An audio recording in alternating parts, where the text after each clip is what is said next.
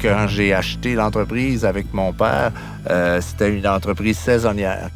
Nous, notre force, c'était l'emballage, mais l'usine était quand même très vieille, très vieillissante, parce que c'est mon grand-père qui avait débuté les opérations ici. Il a fallu reconstruire, puis c'est là qu'à ce moment-là qu'on a décidé de reconstruire à neuf et de mettre des robots à l'intérieur de l'usine. La modernisation, ce qu'elle a permis, c'était de produire 3 fois plus de matériel dans une année avec 5 fois moins de personnes. Suite à la robotisation, je me suis vite aperçu qu'on produisait beaucoup plus avec beaucoup moins d'efforts. Puis c'était beaucoup moins dur sur les employés.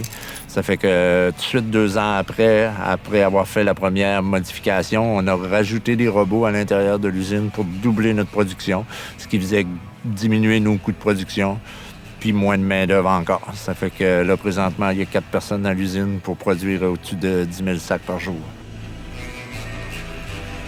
La première chose que je me suis aperçu, c'est la qualité du produit qu'on faisait, qui avait une constance. Parce que là, c'est plus un humain qui est derrière la machine. C'est la machine, dans le fond, si elle est bien programmée, elle va toujours faire la même chose. C'est sûr que nous, avec la robotisation, le défi qu'on avait, c'est d'avoir une constance dans le produit qu'on faisait.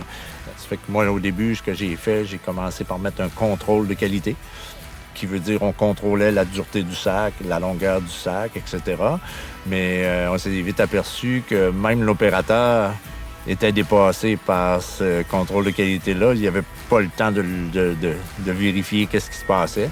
C'est qu'un jour, moi, je suis curieux de nature, comme je disais tantôt. Fait que je suis parti et je suis allé voir des conférences sur l'intelligence artificielle.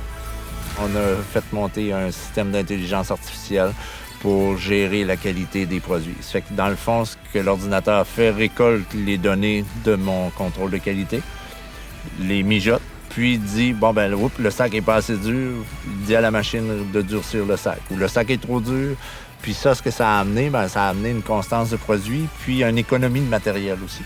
Fait que, au lieu d'avoir des sacs durs comme de la roche, dans le fond, je faisais de la surqualité, qui me coûtait peut-être 15 sous de plus du sac, mais quand tu en produis 10 000 dans une journée, ça commence à faire des sous. Ça fait que ça justifiait d'implanter l'intelligence artificielle là, pour aller plus loin là-dedans.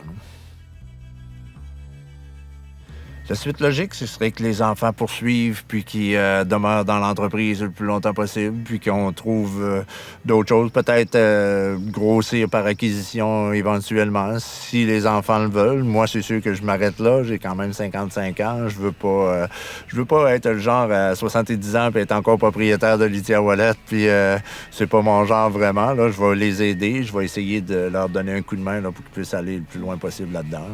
Pas mal ça, là, l'avenir de Litière Ouellette.